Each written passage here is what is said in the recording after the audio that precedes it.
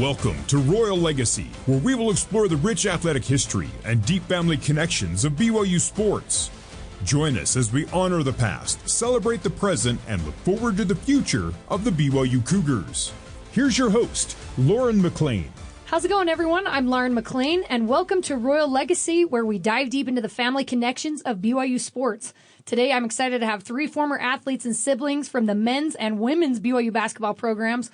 Joining me today are Travis Hansen, Heather Stroshine, and Hollie Rosen. Thank you so much for being here with me, guys. Yeah, thanks for having us. Thanks for having us. We're wow, super Travis excited. is excited and talking very loud. Have you guys ever done an interview together, the three of you, or? Usually Hollie just talks, so Heather and I just listen. She's the alpha in the three of us. True. Hollie, is that true? Or are you the quiet one, I'm guessing? I am the quiet, shy one. All right. Well, maybe we'll see what we can get out of you during this interview. Yeah. All right. I have to start off by asking your thoughts on the current state of BYU basketball, because when you go back to your own playing days, did you ever imagine BYU would be getting the number one recruit in the country? Let's start with Travis.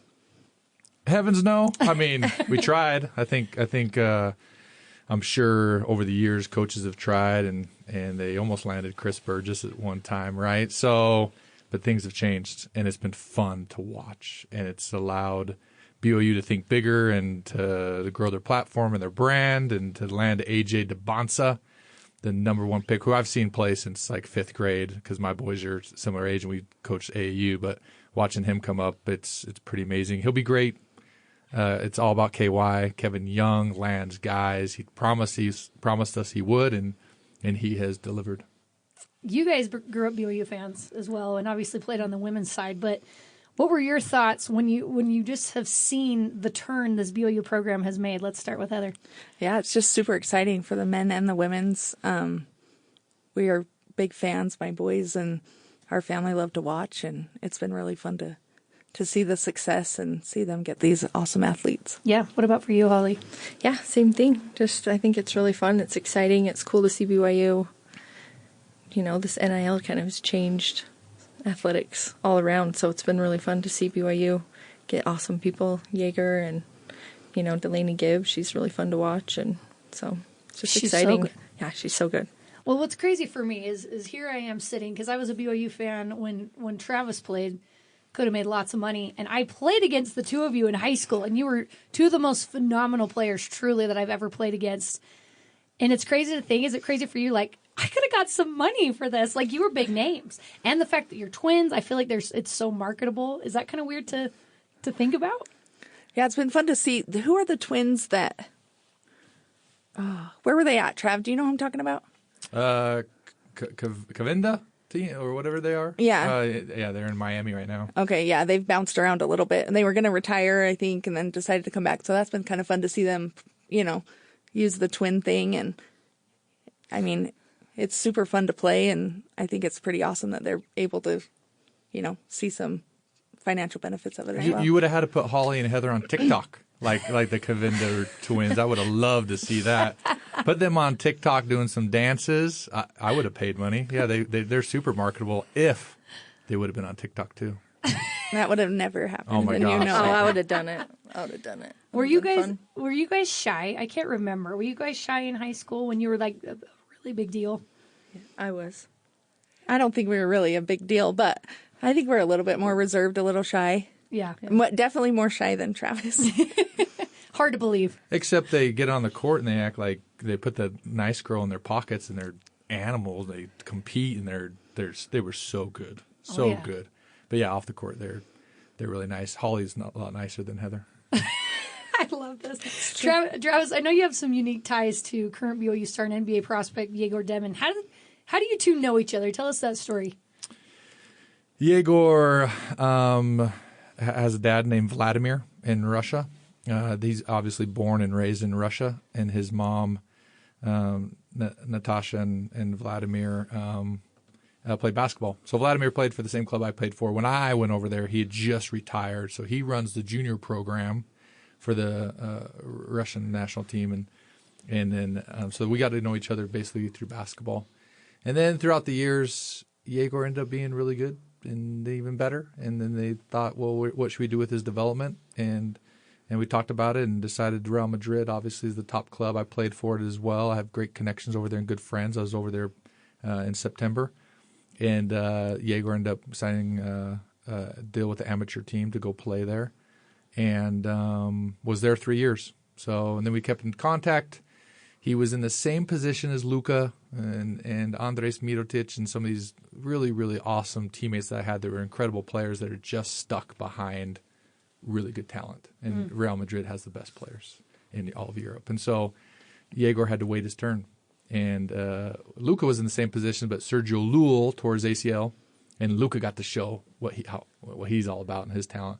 And Yegor, nobody was getting injured, and Yegor was still on the junior team waiting. Come on, guys. So he started looking at other opportunities. They reached out. We approached a few different teams here, Arkansas, Kentucky, Duke, North Carolina, Illinois, and BYU happened to sneak in there due to my relationship here. And it was KY. KY landed him. KY sold him on his development and what he could do for him, what he's done with Kevin Durant and Devin Booker. And Yegor, wanted to come to Utah, and it's been a blast ever since. It's been fun to spend time with him, and we feel like he's just one of our adopted kids. We love him. So we have to thank you for bringing Yegor Demon to BYU. You have to thank Kevin Young for you doing got him it. in the door. Brian Santiago got Kevin Young. Yeah, there you go. Kevin Young got Yegor. I was just a good influence that Yegor's parents knew if he would come to Utah, I would make sure he'd develop and be a good kid and stay out of trouble. And we could talk about how much we miss Russian food and Russian culture. I'm sure his parents love that he has you here and a familiar face and some family ties. I hope so. We've been on a good influence. I was on a phone call with his dad for about an hour and a half yesterday, and just always problem solving, always trying to help him on film and develop into a good player. And he's special. He's different. Yeah, he's super unique individual as a person, and obviously everyone knows what they've seen on the court. He can really go. He has such a beautiful personality. I love the dynamic that he brings in that aspect, and everything's new and fun here in the United States. It's just, he's been a breath of fresh air, I feel like, for this team. It's been fun. All right, you guys grew up in Orem, Utah. Travis, you're the second oldest. What was your family dynamic like growing up with a lot of athletes? You asking me? Yeah. It was the best. It was the best family. My dad's from Boise, Idaho. Farmer, tough. Grew up with a lot of siblings, and my grandma and grandpa were tough, hardworking people. So he taught us how to work hard. My mom's from Richland, Washington, and grew up. Mom was a member of the Church of Jesus Christ of Latter-day Saints. Dad was kind of, but not really, and so she came as kind of a convert family, and so they both had really interesting dynamics. She was super fun and super outgoing and a blast, and he was tough and let's teach you how to work, and Saturdays were all about let's do our chores, and he pushed us a lot in sports, and she did too, but is basically sports was a way for us to stay busy and to be engaged in good things and good people and have good influences and learn how to work hard and learn how to do things you didn't want to do and have serious self-discipline. I mean, sports teaches you a lot. And they did a really good job of moving into a great area with a great neighborhood and great wards and great schools, and all those people, I could just list them. I can just see them in my mind of people that have changed my life for the better. Hollie, I feel like how the boys are treated versus the girls is slightly different. So obviously Travis had his perspective growing up. For you two, and we'll start with you, what was it like growing up for you in that dynamic with sports? Yeah, it was, we just loved it. My dad always said you tend to love what you're good at. And we all kind of had a natural athletic ability. But my brothers just loved it. And so my dad would take them to the church all the time to go shoot. And I think my mom was like, just take the twins, So my dad would just throw a ball out in the corner to Heather and I. And I think after a little bit, all of a sudden he kind of looked at us and he was like, oh. And we were dribbling up and down, left-handed, right-handed. And so then he just started giving us, little things to do. But we just loved it. My mom was, she wanted little dancers, and she tried, bless her heart, but it just wasn't in the cards for us. But we've all just we've just loved it. It's kind of how we bonded, and my dad, he just got a kick out of it. I think all of us. My mom was just so supportive and loving, and my dad was a really good athlete too. He played at Rick's and played football, and he's tall like Trav. He's like 6'5", and so it was just really fun. It was just kind of what we did.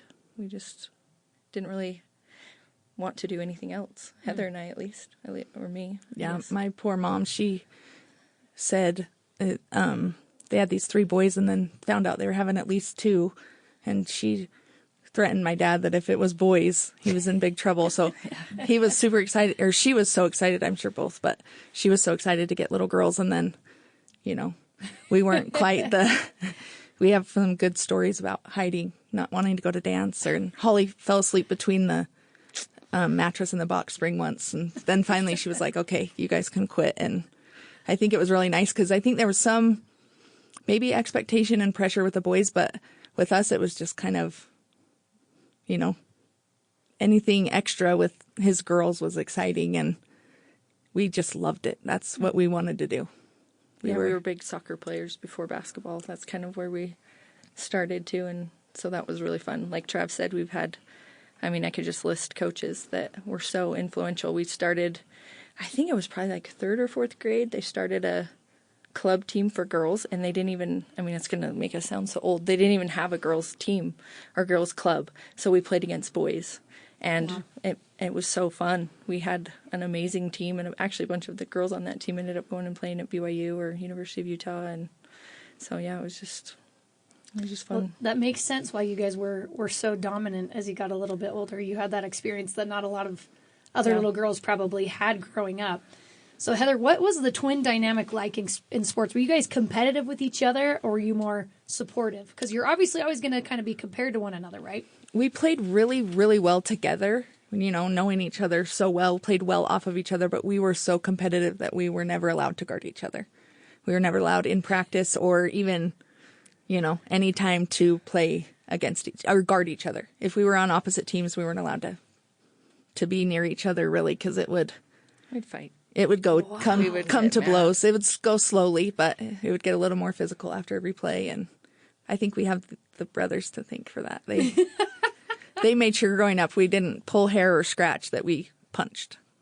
Is that true, Travis? Oh my gosh, this sounds awesome. Can we bring up some old family footage? Let's not do that. This is fantastic.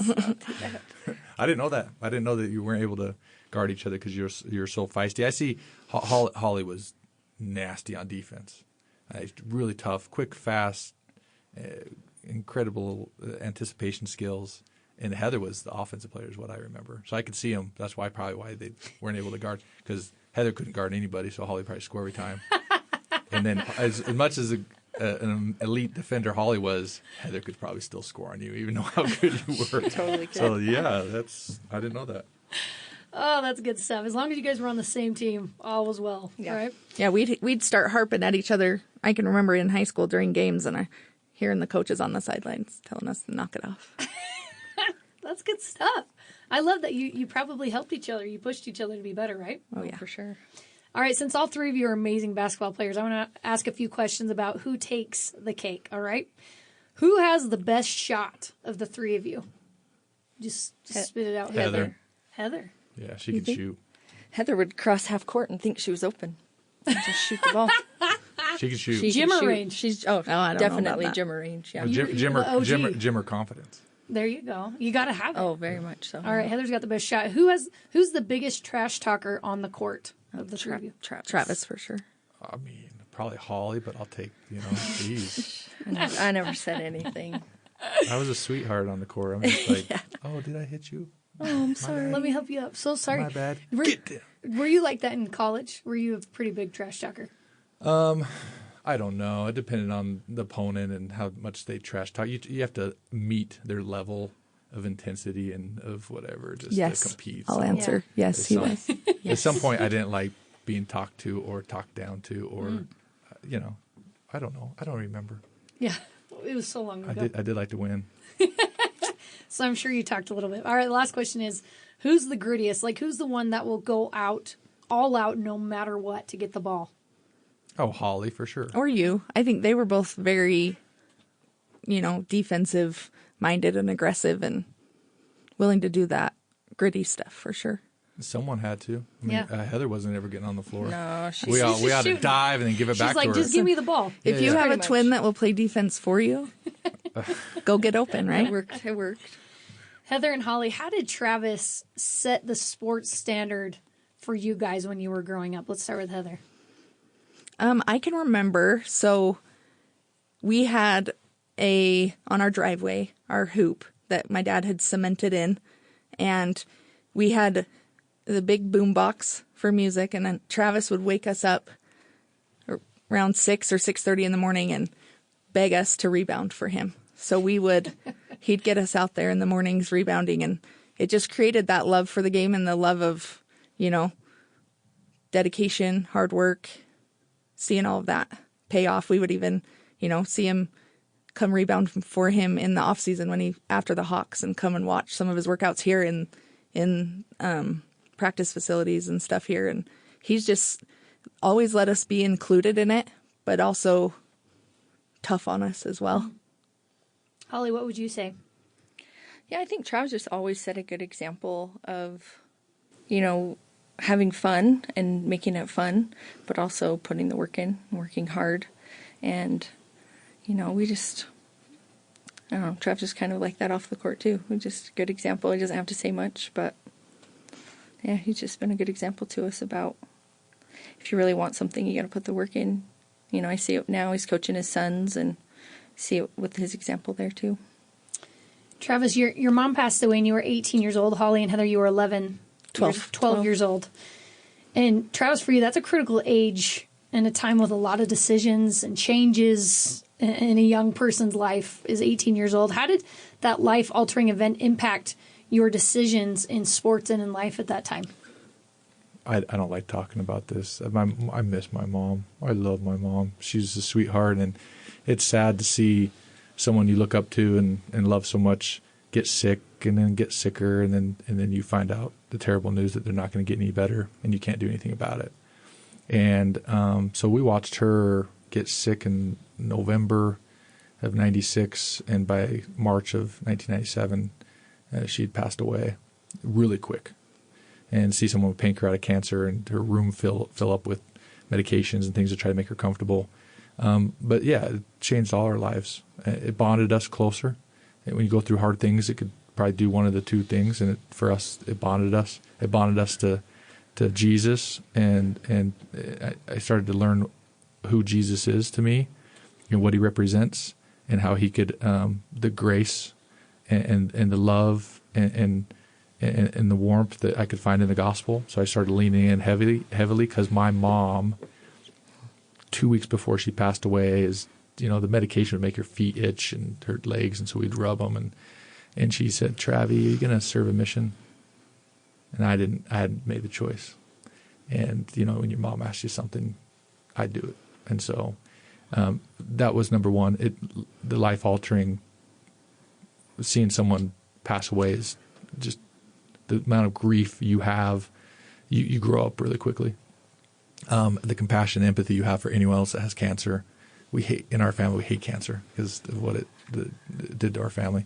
But also, we're really grateful we had so many years with my mom. And then 4 months later, I found myself in Chile, Santiago, because I did what my mom asked. I signed up, did the bishop interview, filled out the mission papers, and found myself in Chile, which changed my life. Absolutely changed my life for the better. And so, yeah. And then on the basketball side, to be honest, it made me mean. I was broken. I was hurt.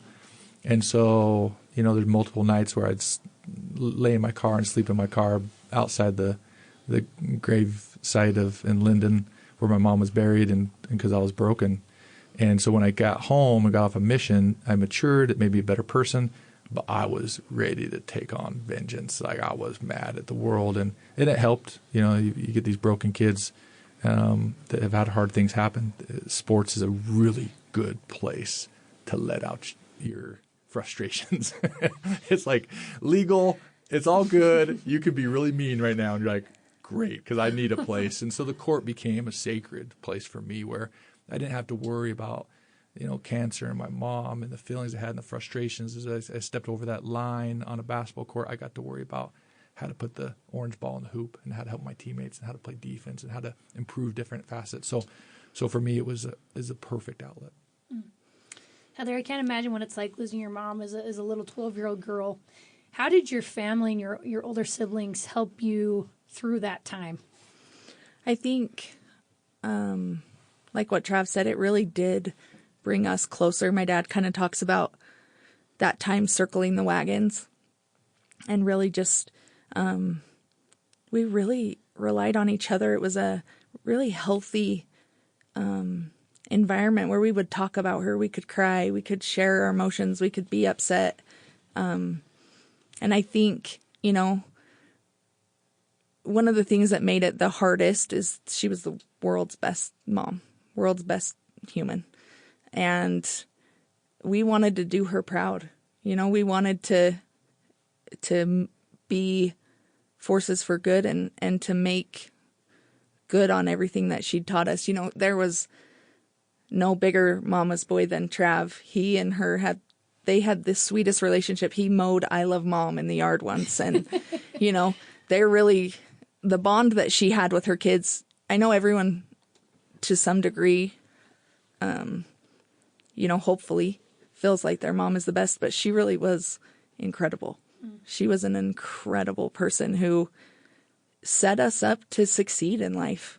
We knew what was important. We had testimonies and we knew that Christ lived and that we would see her again. And I think she picked a really, really good guy to be the dad who became the mom at the same time after that. And he did a really good job of keeping us together. That's incredible. Your parents sound like just absolutely incredible people. And Hollie, Travis, like you mentioned, chose to serve a mission in Chile. Then he played at UVU and BYU. How did watching his decisions and accomplishments during a really difficult time affect you as his little sister? I just think, too, he was just a really good example of, I think we all kind of had to grow up really early. And for me personally, I just kind of started to watch people and see that everybody's a teacher. And I would take little things here and there and say, this is what I want to do in my life, or this isn't really what I want to do in my life, and just what would work for me and what wouldn't. And I know my mom wouldn't want us to be unhappy or have that her death take away from our lives. And I think Trav was a good example of that, is you still go live your life. And he listened to what my mom asked him to do. And she was the most Christ-like, full of charity. I mean, we were so young, we don't have a ton of memories of her, but most of my memories are going and serving with her, was the cute old little ladies in our ward. And we would take them baskets and then of fruit and bread. And we would also go to their houses and help weed their gardens. And that's just our life, and there were troubled kids in our young women. She was always serving with the youth. She loved kids. And we would have some of those youth at our house, and she'd let them bake us birthday cakes and just got them involved.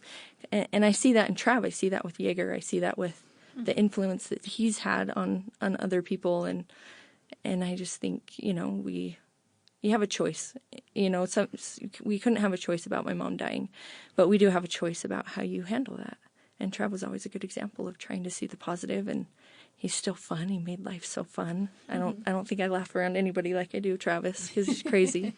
But he was, and he still is. He's such a good example of doing what's right and staying close to the Lord and the things that really matter. It's your family. That's such a beautiful thing, and all three of you have done incredible things on and off the court for your own families and for so many people. So what a beautiful legacy for her. Travis, what was your dynamic like with your family during that time when you're all encompassed in basketball? What was my family dynamic like? Yeah, because you guys go through this hard time. You mentioned you're broken, and your escape is the court and basketball. One of the oldest brothers, you're not the oldest brother, but one of them. Did you feel any responsibility towards your younger siblings at that time? I mean, we all deal with death and grief and challenges and hardships and in different ways. And you see it in today's youth. They have so many, more obstacles and challenges and distractions than we did. And they all deal with them in different ways. It's super unique. And so it looked like, looking back, Hollie, Heather, and I put it on the court, and we found our outlet in sports. But my older brother didn't. I mean, he played baseball, and he's a phenomenal athlete as well. But he ended up having some real hardships with drugs, and ended up in prison for quite a few years. And he's turned into just a phenomenal player. The bounce back, the rebound he's made in his life is unbelievable, and I think he'd credit that to really good people in his life as well. And then my little brother actually overdosed, and so as much as we found our outlet on the court, he didn't find his, and ended up making some decisions that led him down a path of addiction, and we lost Landon, who was the best kid and had the best heart. And you'll see that a lot with addicts, is they're not sinful people. They're like the best hearted, greatest humans, but they just get caught up in it. And so it was hard. It was hard the whole time I was playing professional ball to get the communication or the feedback from my family that Tyler and Landon were struggling, and to not be able to do much about it. We flew Landon out a couple times to Europe with us and spent time with him. He was so fun. I'm even laughing just seeing his face. And I look back at my Facebook messages I had with him. Unbelievable, hilarious. Like I'm funny. He's Will Ferrell. He's really funny. And it just gives you a pause that you're grateful for the people in your life. You're grateful for your own challenges, and you're just grateful for a family. Families are so cool. It's such a beautiful creation and blessing from God that He'd put us in these families, because sometimes I'd assume they're broken and they don't work. Ours worked, and despite the bad challenges we had or stuff, it works. It's really awesome, and we wish Landon was still here. We know he's with Mom, and we can't wait to all be together. I'm always like, let Jesus come already. Let's wrap this thing up, because I look forward to being with them. We have a really cool family. When we're together, it's the best. It's so fun, and it's lighthearted, and it's I think what family should be. And through all this, I keep thinking about your dad, because I can't imagine what he was going through all that as well. But I'm sure he loved that you guys found some respite on the basketball court. And Hollie and Heather, you want to become incredible athletes at Mountain View High School, winning. Here we go. Utah's Miss Basketball, Gatorade Player of the Year, 4A MVP, Defensive Player of the Year.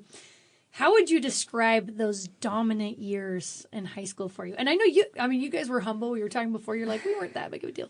But coming from someone who played against you, I was in your same region, you were a big deal. Like, you were talked about throughout the state of Utah. How would you describe what those years were like for you guys? They lost one time in 4 years. Yeah, they're psycho. Crazy. It's unbelievable. They have 4 state championships, a national championship. Well, they would have beat each other up if they. It's unbelievable what they accomplished. No. Yeah. Well, first of all, we had some really, really good teammates who also came to BYU. Danielle Chessman, Heather Chessman, Mallory Gillespie. We had Brittany Tressler played up at Utah State, so we were pretty stacked. I actually coach right now at Maple Mountain, and awesome. It's crazy to think about how, amazing and talented we were. But honestly, it was the greatest gift we had was the coaches, especially one of our assistant coaches, Coach Romo. The Lord really put some amazing women in our life and at really critical times. And, Hollie just talked to her the other day. She's coaches in North Carolina, and we're still, her kids call us their other siblings. And, we grew up babysitting them, and now they're having their own kids. And so it was, I think similar to Trav, we loved to win. Yeah. And that was, really great. But it was those formidable years. We were really blessed with some amazing people in our lives. That's incredible. And Hollie, obviously you two being twins, we kind of talked about before, they're always going to bunch you two together. During that time, were you ever like, hey, we're individuals too? Like, I'm my own person. Did you ever feel that? We're kind of weird. So at Mountain View, there was this family. It was like a whole extended family, and they had tons of twins and triplets. So it would be like you'd hear a last name and you knew that they had a twin or a triplet. It was all these cousins. It was crazy. And when we got to high school, there were a bunch of girl twins, and they did not like each other. And one was into dance or performing or, musicals. And then the other one would be into sports. And Heather and I'm sure, we joke that we knew what was going to happen in heaven before we came down. And that my mom said, it's fine, but they have to go together. And we've just been best friends. We just complement each other really well. There's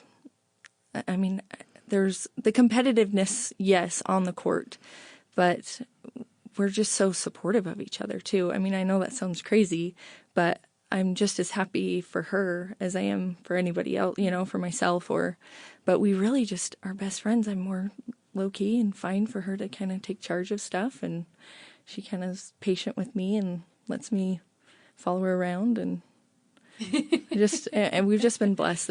Our personalities just really complement each other. And so, no, I've never really, I think the only time was when we were little and we each wanted our own birthday cake. But other than that, I think that was the only time we ever really kind of wanted to be different. What a cool thing, just to have a built-in best friend forever. Yeah. That's the coolest thing. Travis, what was it like for you? I think during this time you were probably overseas when they were having so much success in high school. What was it? It actually worked out where he graduated here. He was a senior at BYU when we were seniors at Mountain View. Oh, there you go. So what was it like for you to be able to witness them having so much success on the court? It was fun. They're really good. they had a really, really good team, and they were fun to watch because they just, like they said, they had a really great program. And not, individually they were really good players, and they complemented each other really well. And then they had all the pieces. You had the rebounding and the defense and, the small forward. They really did have a super team. But, yeah, Coach Will and Coach Romo were phenomenal. Like, shout out to my high school coach, Coach Cuff. He was so good to me. Him and his wife, Sonia, oh, my gosh, 10 out of 10 people. And, to all the coaches out there, high school or college or middle school or AU or Bantam, the impact you can have is just incredible. These kids still listen to their coaches, and they want to be like them, for good or bad. And to be a really good example it changes lives. It changes generations. And so Hollie and Heather, they've just been phenomenal. They've been good people from the very beginning. My mom had to get on them because they tell our family secrets to the neighbors a couple times. But other than that, they've been fun to watch. Oh, that comes out. Athletes, moms, everything. Oh, I'm trying to find something negative. Well, you better be careful because you definitely have more dirt on you. Yeah, it's true, but everyone knows that. They don't know that you're dirt. That's true. Everyone knows Travis's, but not Heather and Hollie's. No, but I do think it's cool about, Trav and I, and we're going to get her eventually when she's still got a little one that's not in school yet, but we really were blessed with incredible coaches, and he's coaching at Springville and I'm at Maple Mountain right now, and we're trying to pay that forward. So it's amazing. Like our coach Romo actually went and helped Travis coach too, and most of the stuff I look back on wasn't really that much about basketball. And I just loved it. It was all off court, It's like 9 times out of 10, you're going to beat this team, like a pregame talk. And so how are you going to show up? How are you going to show up in life when it's easier? Yeah. You're just going to phone it in or, just little things that I think just helped us grow as people. Like, who do you want to be? And that's what I think sports can do. It teaches you so much about life and, hard things. How do you handle hard situations? Are you going to quit? Are you going to keep playing hard? Are you going to put the time in? And relationships and everything good. Yeah, it's easier for coaches to get obsessed with winning and losing, and that's all they care about because it's possibly their own ego, their career, or whatever it is.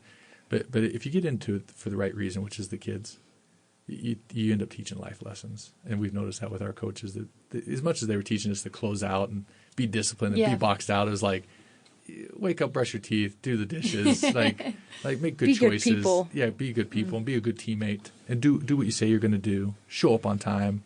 Phenomenal lessons that you don't know you're learning. And so we're very, very grateful. We could all list tons of names of people that have changed our lives for the better. So cool. And now you can implement all the things you guys learned to the next generation of kids and help them out. I think that's such a cool thing and how things should go, the flow of things. Heather and Hollie, you both decided to follow in your brother's footsteps and play at BYU. What went into that final decision for you to choose BYU out of all the schools? Truth be told, we really didn't give anyone really a shot. We committed early. We kind of knew what we wanted. We were, recruiting was a little different than it is now back then, but we were really blessed. We had a lot of letters. We had a lot of people looking at us, and we didn't go on any visits or anything. You know, we're daddy's girls. We wanted to be close to home.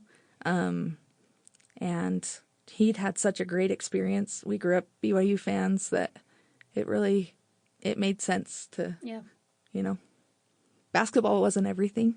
And so, we love the environment. We love everything BYU stands for. It's a big part of our lives. And we didn't want to play on Sunday. We didn't want to practice on Sunday. Practice on Sunday. Our high school coaches were really good about that. And so we'd go play at nationals, and they'd make it so that we didn't have to play on Sunday. So we really just wanted to stay with BYU and everything it represents. It just felt like home. Yeah.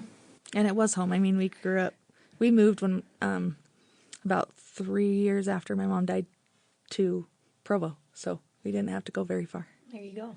Just walk across the street. Pretty much. Meanwhile, Travis, you'd gotten married, you started your own family, had a historic career at BYU. When you look back at your time as a Cougar, what stands out to you the most? What stands out? Oh, I mean, it changes as you get older. You start to have a little bit different perspective and maturity.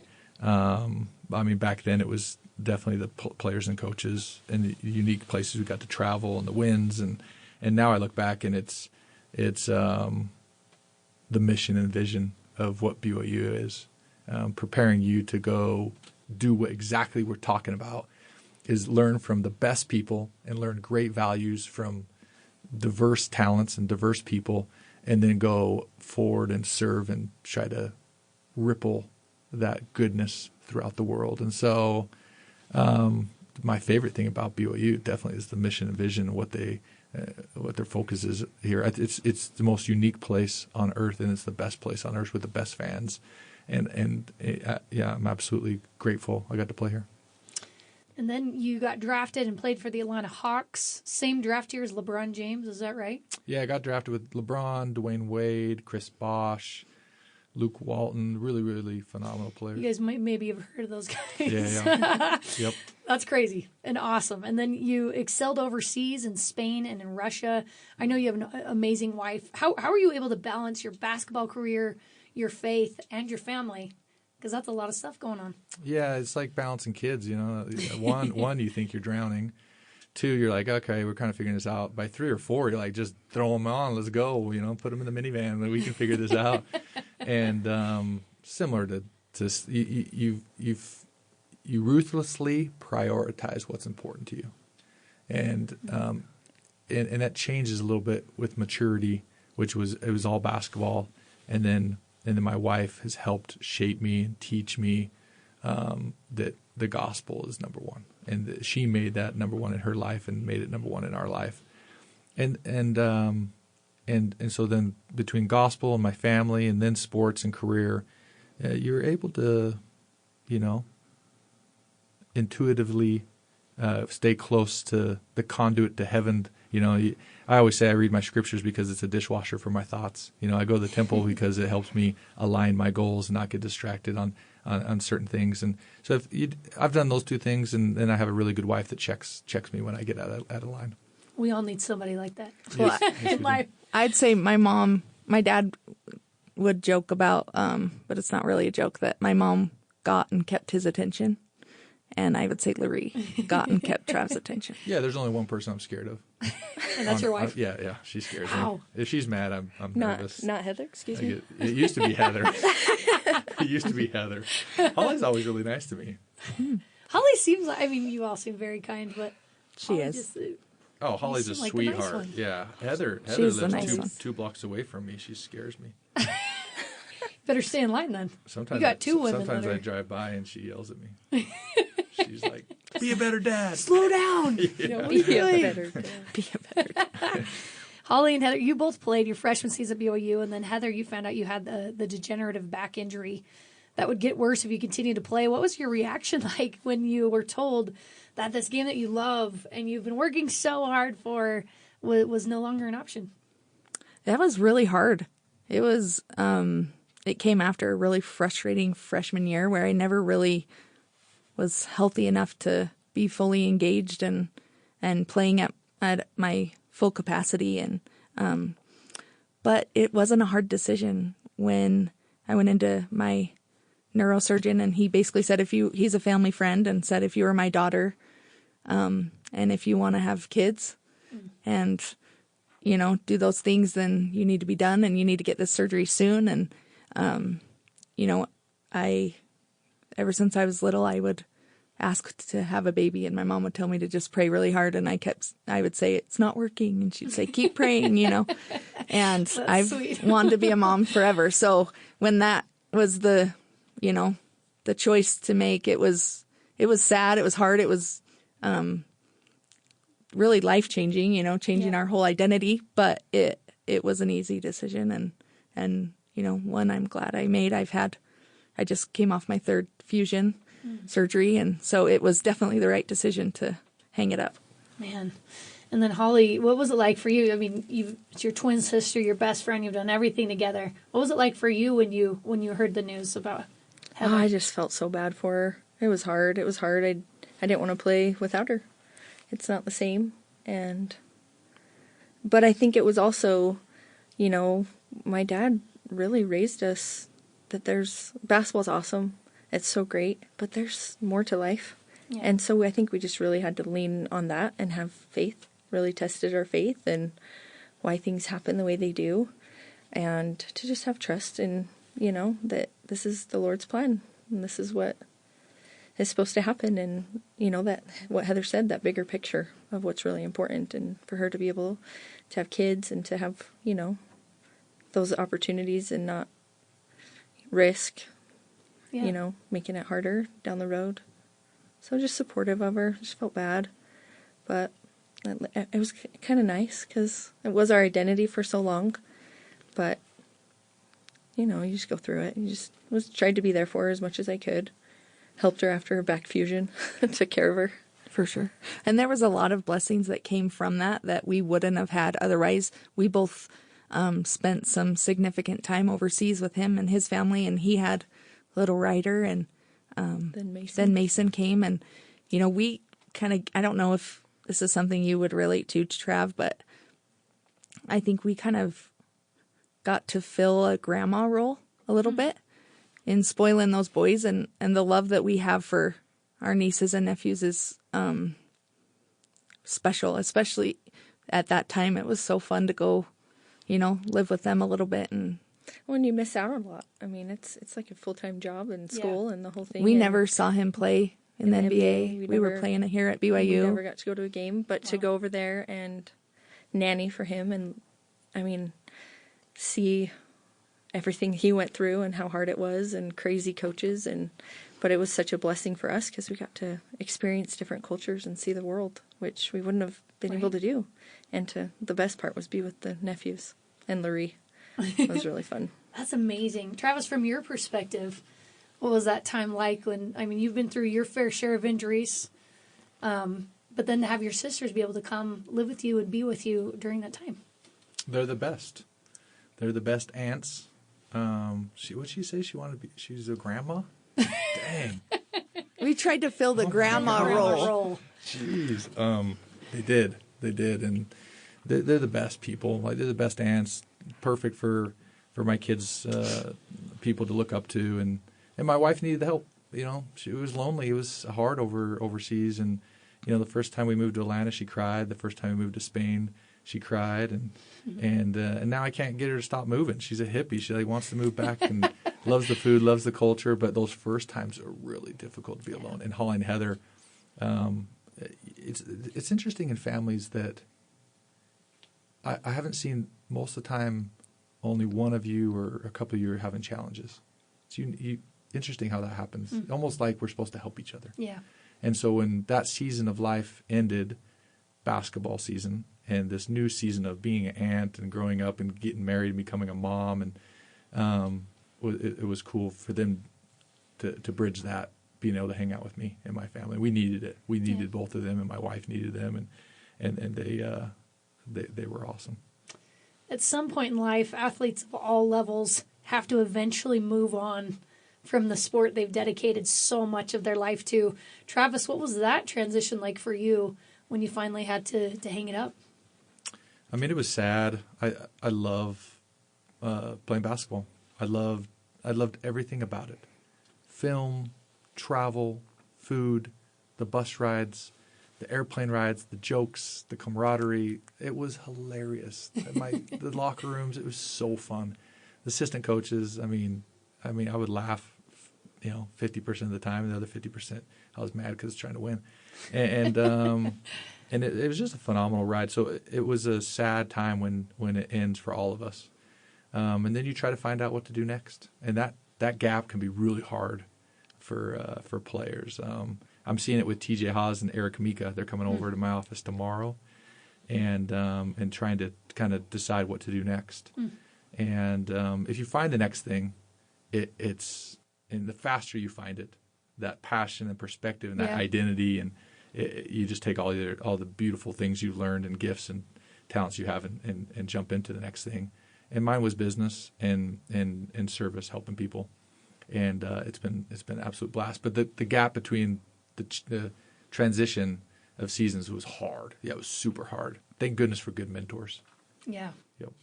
Yeah, it seems like I interviewed the Colley brothers recently, Austin Colley and his two brothers, and talking about the same thing, just that super difficult transition of figuring out who you are and your identity after sports, but definitely something you would never take back, all the things that you learned from sports. So I want to know, you all have families of your own now. Travis, 5 kids. Hollie and Heather, you both have 4 kids apiece. What have you taken away from your athletic careers that you try to teach to your own kids now? Let's start with Heather. I think relationships. I think hard work and dedication and having something that you're working towards, but also, I'm coaching, and so it's so on my mind about, the life lessons that we can, take from sports and apply it into our future and into, being able to do hard things and pushing ourselves and being uncomfortable, growing in that. There's no comfort in the growth zone, and that's something that I'm really grateful for. I'm grateful that my dad taught us that, we had expectations of us, that we pushed ourselves and that we were serving others and productive members of society. So. And your kids are like, oh my gosh, this is so much, Mom and Dad. Right? All the Why are you making me do this? Hollie, what about for you? What's something that you've taken away from athletics that you're implementing into your own family? Yeah, I would just say what Heather said too. Getting comfortable being uncomfortable. I tell my kids that a lot. And that I think when you work hard and you're successful at something, there's a sense of confidence that comes from that. I think President Hinckley said something like, there's nothing that can substitute hard work and the confidence that comes from that. And my kids are still little, and to have fun. It's so serious. My son wants to play all these sports, and it's so hard now with all the comp teams and everything. And just to play hard, to try your best is probably what I tell my kids. Things go your way some days they don't. But as long as you go out and try your best, that's really all that matters, because that can flow into all different areas of your life and the relationships too. I love that. Yeah. And you're right. The dynamic of sports right now, even for kids, is completely different than when we were growing up. It's something else. Travis, what about for you? What's something that you've tried to instill in your kids that you learned through your athletic career? I think just commitment to each other, just showing up matters. And I think on a team, you got to show up, and you got to be prepared and come and practice and spend time together.